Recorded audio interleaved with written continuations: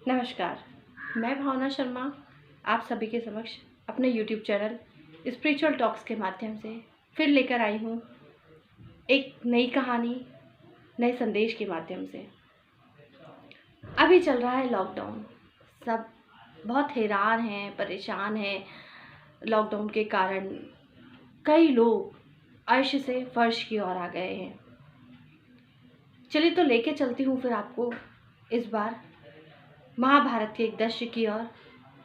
महाभारत के समय अब सभी को ज्ञात है, पांचों पांडव जब अपने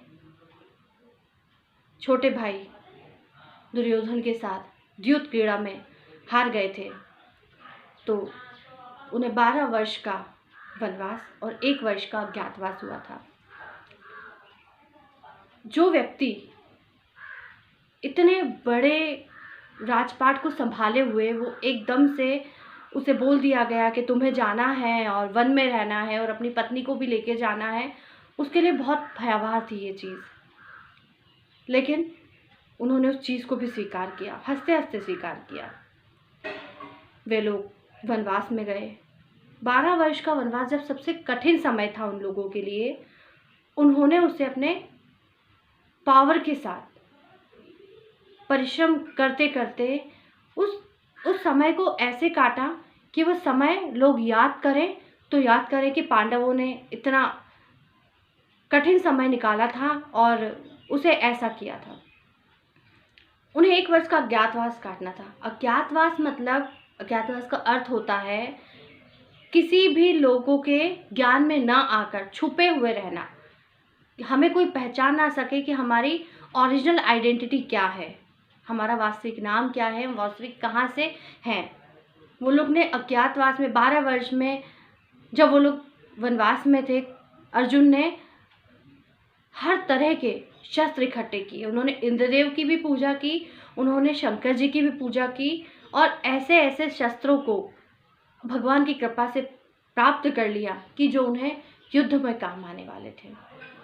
युधिष्ठिर जी ने अपने धर्म पारायण से अपने आप को इतना मजबूत कर लिया कि वो धर्म की राह पे अड़िग रहे। भीमसेन ने हनुमान जी को बनाया ईष्ट के देवता, बल के देवता। पूरे समय युद्ध में वे उनके छत्र पर विराजमान थे। नकुल सहदेव ने भी अपनी कई कलाओं को बहुत निखारा।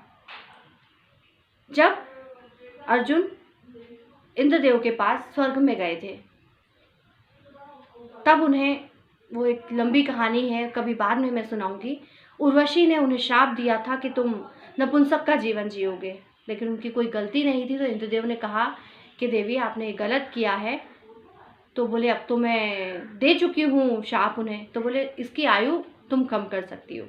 उन्हें 1 वर्ष का किया। वो श्राप को भी उन्होंने वरदान मानकर अज्ञातवास में बृहन्नला का किरदार निभाया और एक मत्स्य देश की रानी की बेटी को नृत्य, संगीत, ये सब कुछ सिखाया। इस कहानी के माध्यम से मेरा सभी लोगों से कहना है कि लॉकडाउन में सब बहुत विचलित है, सब बहुत परेशान हैं, लेकिन क्यों ना हम हमारे ऐसी कोई शक्ति को इस समय यूज़ करें, समय उपयोग करें कि वो शक्ति हमारे लिए परेशानी ना होकर हमारी पावर बन जाए। हमें नहीं पता था कि ऐसा कोई समय आने वाला होगा, किसी ने कभी नहीं सोचा था कि कभी ऐसा कोई लॉकडाउन होगा, लेकिन कई लोग अपनी पुरानी कृतियों को, ऐसी उनकी कलाएं हैं जिनको उभार रहे हैं, निखार रहे हैं, तो क्यों ना हम भी ऐसे ही करें। कई लोगों को पेंटिंग का शौक है, किसी और चीज़ का शौक है, और एक चीज़ हमेशा दिमाग में बना के रखें, कोई काम छोटा नहीं होता, कोई काम छोटा नहीं होता। तो मेरा यही आप सभी से अनुरोध है कि इस लॉकडाउन को भरपूर तरीके से उपयोग करें, कुछ ऐसा करें कि समय ज़िंदगी भर आपको याद रहे।